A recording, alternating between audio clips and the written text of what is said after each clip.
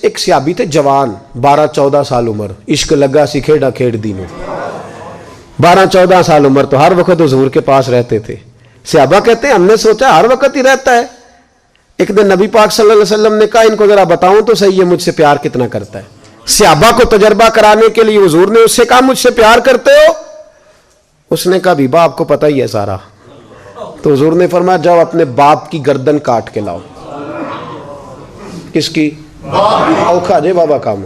ہاں اپنے باپ کی گردن کاٹ کے لاؤ. 12-14 سال عمر, چھلانگ لگائی. مسجد نبوی کے دروازے پر مولا علی شیر خدا کھڑے تھے. ان کی گردن میں تیر کمان تلوار تھی, کھینچی تلوار. اور جب دوڑے نا جذبات میں تو حضور نے فرمایا اسے پکڑ لاؤ, اس نے سچ مچ کاٹ کے لے آنی ہے. لے آؤ پکڑ کے. عاشق نزاکت جانتے ہیں. حضرت طلحہ بن برا بیمار ہو گئے. بیمار, دن میں 2 دفعہ میرے نبی تیمارداری کرنے جاتے تھے. 2 دفعہ. اللہ کرے وہ بیماری میں ہی آ جائے. چر ہویا مینو ترلے لیندیاں کدی موڑ میرے ول واگاں, خواب میری وچ ایک وار جہاں میں ساری عمر نہ جاگاں. نبی پاک صلی اللہ علیہ وسلم 2 دفعہ تیمارداری کرنے جاتے. 2 دفعہ دن, 2 دفعہ حضور پتہ لے. ایک دن حضور شام کو گئے, ان کا ماتھا چوما تو حضور کی آنکھوں میں آنسو آ گئے. پھر میرے حبیب پاک نے ان کے والد کو کونے میں بلایا, کوئی بات کہی, باپ بھی رونے لگے. حضور نے پھر پیار کیا, چلے گئے. حضرت طلحہ اپنے ابا جی سے کہنے لگے حضور کیا کہہ کے گئے؟ کہا بیٹے کچھ نہیں. کہا نہیں مجھے بتائیں. کچھ نہیں, رشتہ ہی بڑا نازک, نہیں بتائیں. تو باپ نے سر پہ ہاتھ رکھا, کہا حضور کہہ گئے ہیں تو آج شام کو فوت ہو جائے گا. اور جب حضور نے کہا جب اس کا انتقال ہو جائے تو مجھے خبر کرنا.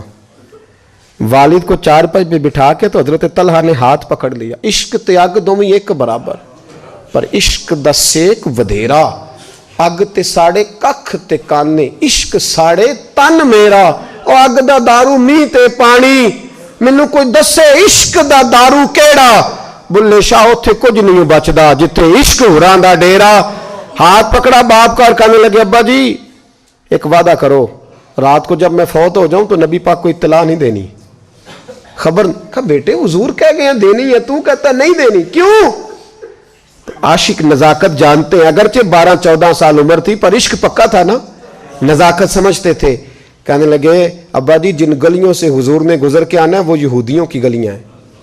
ایسا نہ ہو میرے جنازے کی خاطر حضور گزرے اور کوئی میرے نبی کو تکلیف دے دے, اس لیے خبر نہیں کرنی مصطفیٰ کو. آپ جنازہ پڑھ کے دفنا دینا.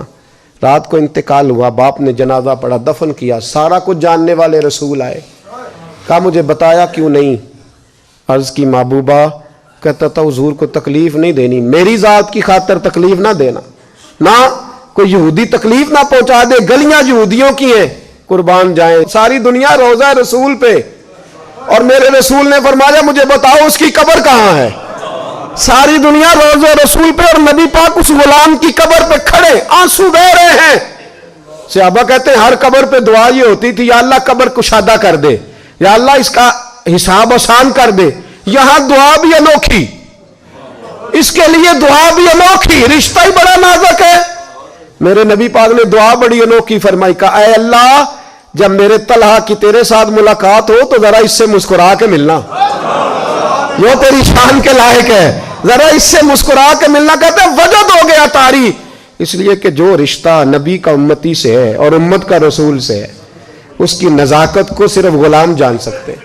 غلام جان. میں نے پچھلے جمعے بھی کہا تھا, مجھے ایک شخص کہنے لگے آپ بتیاں لگاتے ہیں, جھنڈیاں لگاتے ہیں. میں نے کہا بس نہیں چلتا, ہم تو تارے بھی لگا دیں, تمہیں ہمارا پتہ ہی نہیں. میرا دل کرتا ہے گلی گلی پھروں اور یہ نعرہ لگاؤں جان ہے عشق مصطفیٰ, روز فضو کرے خدا, جس کو ہو درد کا مزہ وہ نازے دوا اٹھائے کیوں, اور پھر کے گلی گلی تباہ ٹھوکریں سب کی کھائے کیوں.